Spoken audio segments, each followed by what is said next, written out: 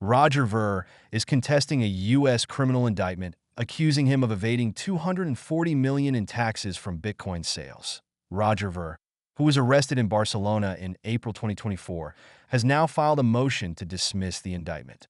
He was indicted on 8 counts by the U.S. Attorney for the Central District of California for evading over $48 million in taxes, reports Fox Business.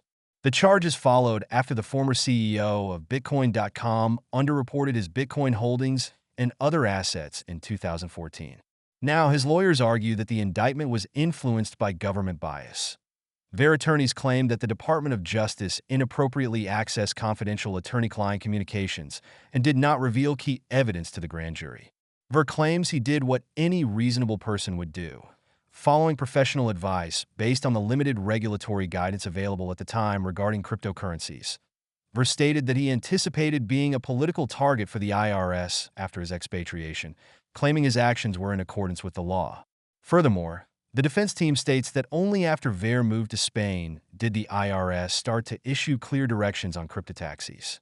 Only then could a fair market valuation for his Bitcoin holdings be applied, which was difficult to determine due to the asset's low liquidity and high volatility at the time.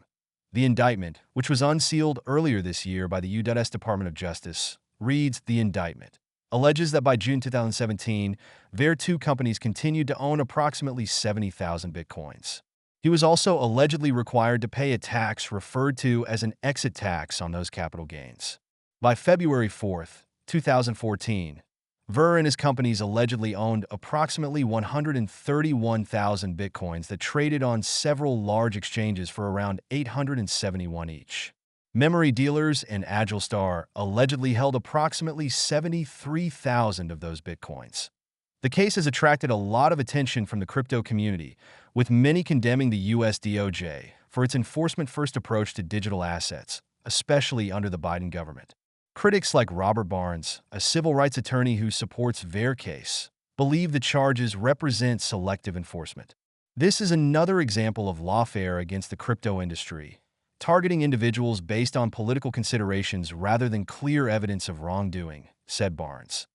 The motion to dismiss that Ver filed comes as the U.S. is getting ready for a fresh administration, which many in the cryptocurrency industry see as much more favorable to digital assets. Under the incoming Trump administration, the expectation is for a less staunch approach to be taken with regard to cases like Ver, especially those deemed politically motivated in nature.